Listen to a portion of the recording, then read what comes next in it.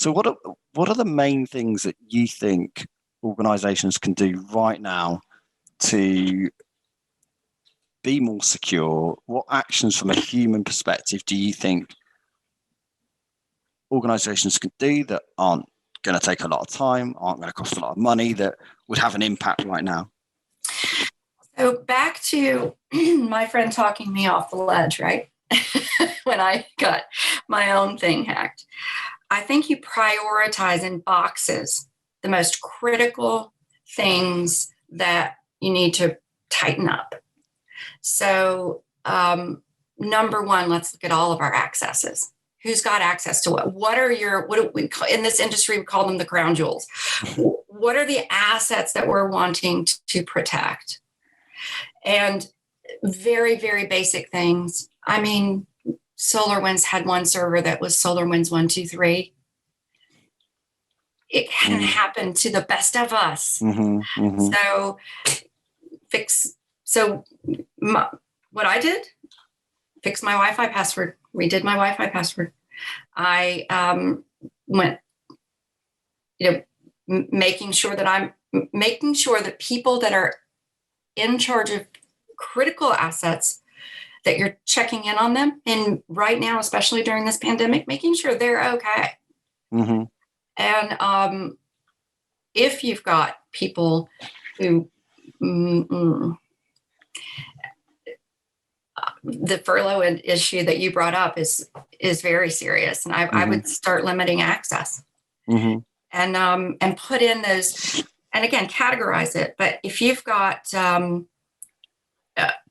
on your platforms, you can go through and click. Let's say Microsoft 365, for instance. Everybody uses that. There are little access things that you can tick off in their system that will, at least if someone is doing something that they shouldn't be, I am informed. You are informed as a CEO. You are informed as a leader. And just make sure you touch base with your people. I think that's most critical. It's just the simple stuff, don't overwhelm yourself.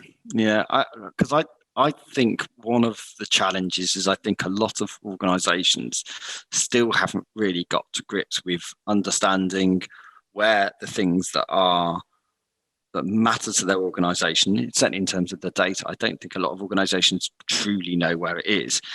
And I think that step of understanding perhaps who's got access to it, or understanding anomalous or suspicious behavior around it, I think that's another layer as well. I'm absolutely got to do that. But I think also the challenge is, it's a big job to do that. And I think that we've almost sort of got, I talk a lot about the importance for having a more data-centric approach to your security, i.e., starting off by figuring out where the stuff that really matters is, working out who's got access to it, figuring out what people are doing with it. But I think that people can't make the right decisions around how they work with their employees because they just don't have this type of information. They just don't know. They don't know where to start. I mean, that they're hoping that they're safe by using trust as a security strategy, and by operating on the basis that if they can't see it, it won't hurt them. And that's just not the case. We need to be a lot more proactive, and we need to be a lot smarter about understanding the stuff that matters, because we're never going to get through this unless we do that, unless we actually understand what's happening. We shouldn't just be operating on the basis, well, he's been here for 10 years. He's not going to do anything dodgy. And that's, you can't work like that. Well, I'm unfortunately the poster child for an issue that where you shouldn't take too much trust. I mean, I've got to be careful because I genuinely, I'm very much of an optimist, and I believe people are generally good. I do, and I think most people are intrinsically, you probably can trust them, but people do bad things, and you only need one person or, to have a bad week or to be desperate or to have some, and you're stuffed. It can create untold damage. Human factors is not about demonizing anybody. No.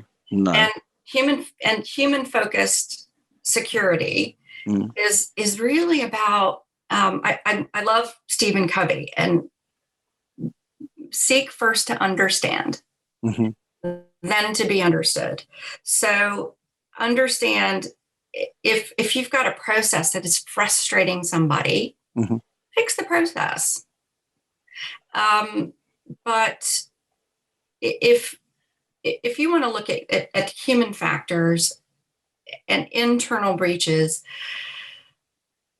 there's so many percentages out there, but in my research, the internal issues were growing in 2020 by about 63%, or 47%, excuse me. 63% of that was error issues. Okay. So error-based issues, that could be fatigue, that could be distraction. Yeah. I mean, working at, trying to work at home with 3 kids. I mean, and trying to do your job. I mean, right. That has to create issues and risk. Well, the maliciousness, it's just a small part. But even the error, I mean, I trying to concentrate with and homeschool, and it's just, you are going to make mistakes. But yes, you're right as well. Yeah.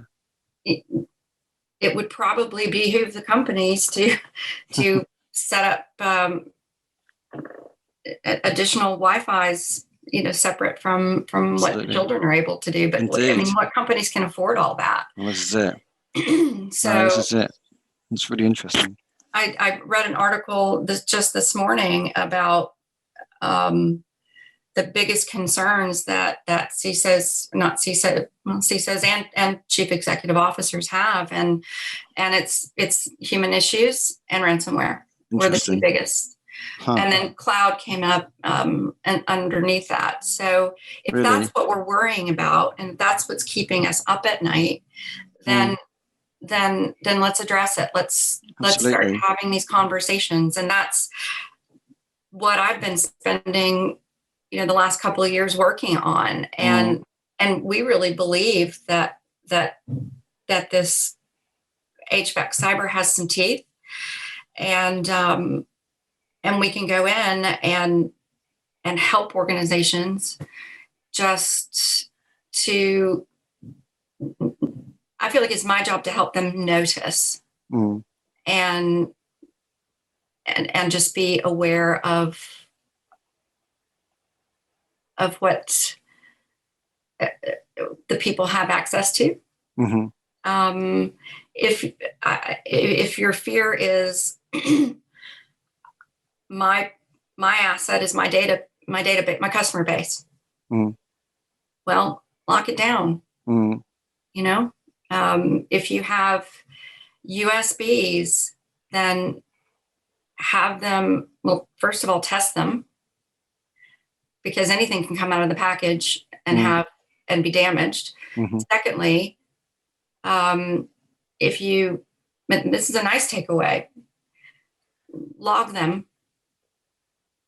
keep an inventory of all the USBs, only allow USBs that are company assets, right? I don't get to bring mine in from home, and they get turned in when an employee leaves. So it's just like a key. If you're, and nothing else gets, that's just one tiny little thing that you can do. But also, like I said, you can go into your system and ask your IT department or your cloud provider or whomever, and this is a worry of mine. How in the system can I get notified or protected to keep anybody from downloading? And if they do, I want to know. So I can go and ask them.